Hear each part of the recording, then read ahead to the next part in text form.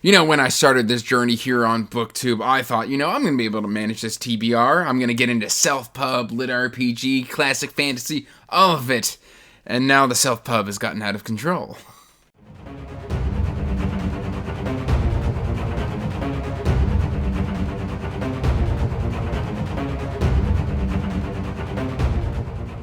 Hey everyone, welcome back to Andrew's Wizardly Reads. And as always, guys, I am Andrew. And today we're talking about the 10 series that I have on my shelf that are self-pub, that I bought physically, pretty much all of the books. I haven't even started any of these yet. But before we get into that, please like this video and subscribe to the channel, as it does help the channel grow. And you can check the description box down below for the link to my Amazon wish list, my PANGO books if you want to buy the books that of everything I've unhauled from my shelves, and my Patreon if you want to help support the channel in a little bit more of a substantial way. I'm currently needing to upgrade my light. As you can currently see, all this garbage lighting, I gotta buy new lights. One of them burnt out. And I am currently putting money back away to buy a big boy booktube camera. A real camera instead of, my iPhone. But if you want to do that, link is in the description box down below. It is greatly, greatly appreciated. And that's it, guys. We should just start talking about these series. And I've got them all kind of staggered here. Hopefully I can pull them up in their full chunks. We'll see what happens. But starting off, we have got Pillars of Peace by Tom Dumbrell. And I, of course, got them out of order because I pull them off the order in the order they are on my shelf. We've got Look of a King. We have got No Place for Peace, and we have got Where Heroes Were Born.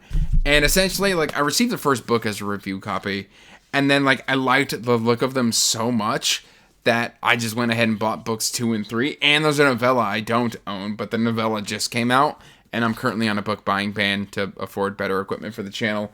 But I mean, these 3 books, just have gorgeous spines. I really love the cover art, which is what really drew me in.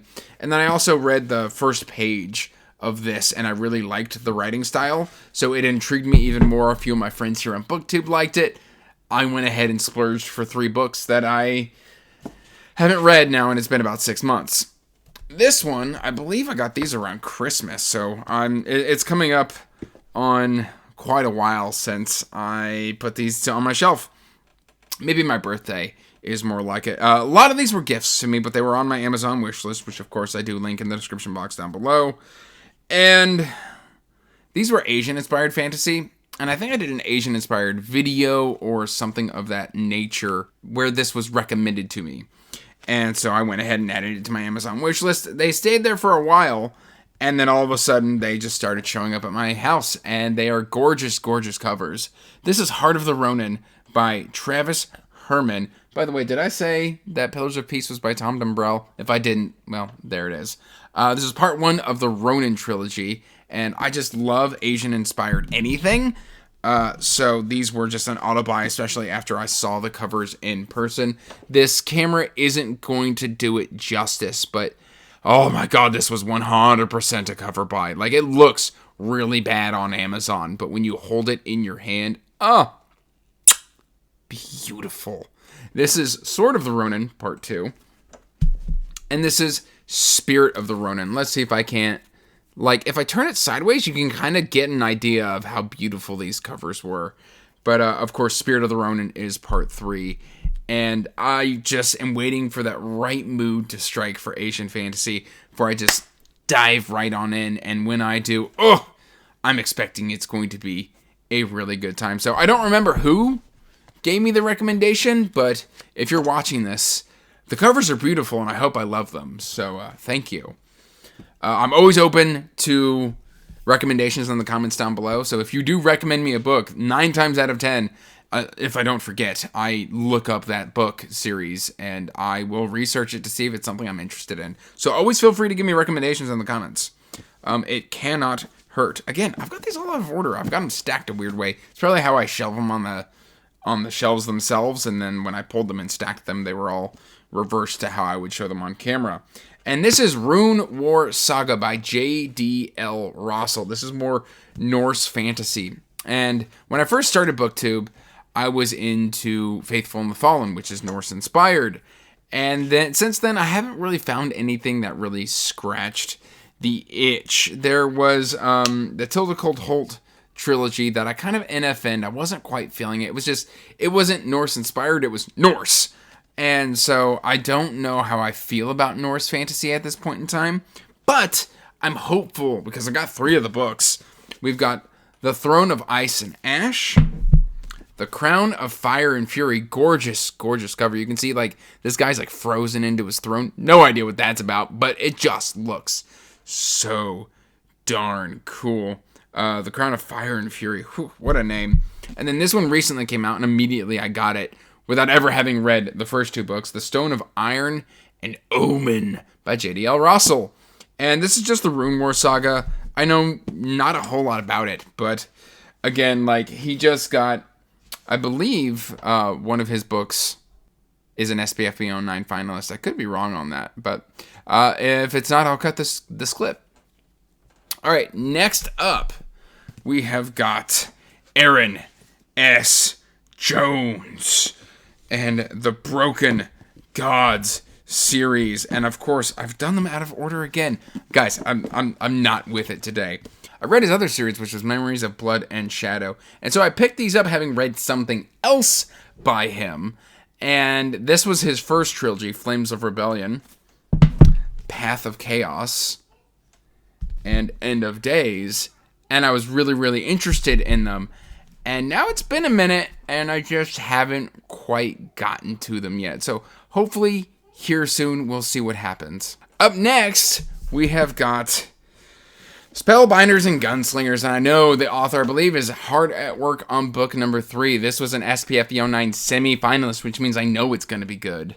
I know it is going to be good. That sentence just didn't sound right coming out of my mouth. God, my lighting is terrible. I'm so sorry, guys. The Bleeding Stone by Joseph John Lee. This is kind of like a native-inspired fantasy, first contact with like gunpowder fantasy. That's about all I know about it. I know a lot of my friends have really liked it, but the cover art has been amazing in this series so far. Children of the Black Moon is book number 2. And again, this is just more irresponsible buying on my part. Next series, T.L. Greylock. Now, I knew T.L. Greylock was involved with Wraithmark Creative, and a couple years ago, I was really getting into Wraithmark Creative books, and I was buying up like as much of the back catalog as I could, but this wasn't Wraithmark Creative, and I was on Silverstone's Books website, just kind of shopping around, and I saw this series. Now, it's not super highly rated, but at the same time, like, I wanted to give it a shot. This is another Norse-inspired fantasy, which is why I quite haven't gotten to it yet. But this is the Blood-Tainted Winter. There we go. That one's a little bit hard to say. Gorgeous cover, though. Let me know in the comments down below if you've read this one and if it's worth it, because I really want to know. The Hills of Home. I feel like that's a play on the Hills of Rome, because, you know, the shield just kind of gives me a Roman vibe. But, yeah, gorgeous, gorgeous work here. And then, of course, Already Comes Darkness is the third Edda, or the third book. So that's that series. And then I've got 1, 2, 3, 4 more. Now, the good thing about having friends on BookTube is they give me good recommendations. The bad thing about having friends on BookTube is they give me good recommendations. So when I get those recommendations, I'm like, I'll just buy the book, because obviously my friend liked it. There's something there for me to discover. And so I got this based off of the recommendation of my friend Kay from Kay's Hidden Shelf. This is the Actus Trials by D.T. Kane. And I've got 4 books. I don't have the 5th book, but I do have 4 of them. The first one is, of course, Actus Trial. Second one is Disclaimers Discovery. I thought it was a Disclaimers of Discovery. It's just Disclaimers Discovery. Then we have got Disclaimers Flight. And then Disclaimers Stand.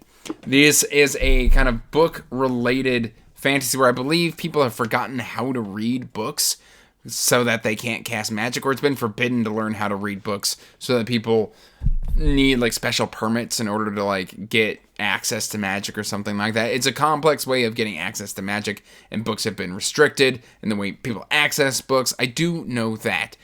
It's high on my TBR of series to start when I can finally pay attention. I don't know. I'm a hot mess, guys. Hot mess. This one was a gift from my friend Evie from She Was Only Evie.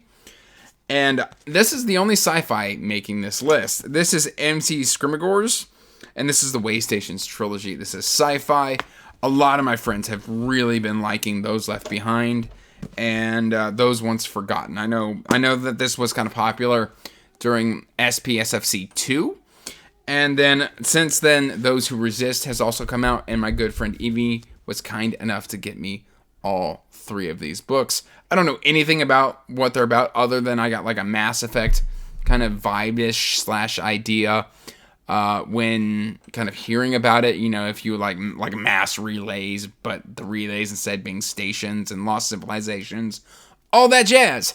So, yeah, that's been on my shelf now for quite a few months. I believe that's another birthday thing.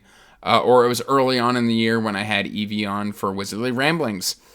Next up, we've got Philip Chase's Edan trilogy. I don't have the 3rd book yet because basically Philip dropped the 3rd book when I went on a book buying ban so I could save up for a camera. So once I have a camera or somebody sends it to me, I will then have all 3 of the Edan trilogy. But Philip is a good friend. I am so happy that he has found success. These I bought because I was interested in them and also because I wanted to support a good friend and just amazing peer. He's an amazing individual, and the fact that I get to call Philip Chase a peer, like I am not educationally, I don't have the educational kudos to call Philip Chase a peer, but on BookTube, I've got those creds. So I just happy to support a friend, and I can't wait to read your series, Philip. If you're watching this, I have heard nothing but good things about it. And then lastly, the last one we're going to talk about is Amara Thetis, and I've got 5 books here. Now, I picked this up because of SPFBO. I was a kind of a mini judge. I was a judge under Bookborn for SPFBO 9 on Team Bookborn, and then I had read a few of the finalists, probably 4 or 5 of the finalists at this point, or the winners, I should say. And I believe The Thief Who Pulled on Trouble's Braids, which is the first book, won the first SPFBO. And because of that, I then went and bought the whole series. I just haven't had time to fit these in, and that's ridiculous considering how short these books are. Look how short these books are. They're incredibly short. It's ridiculous.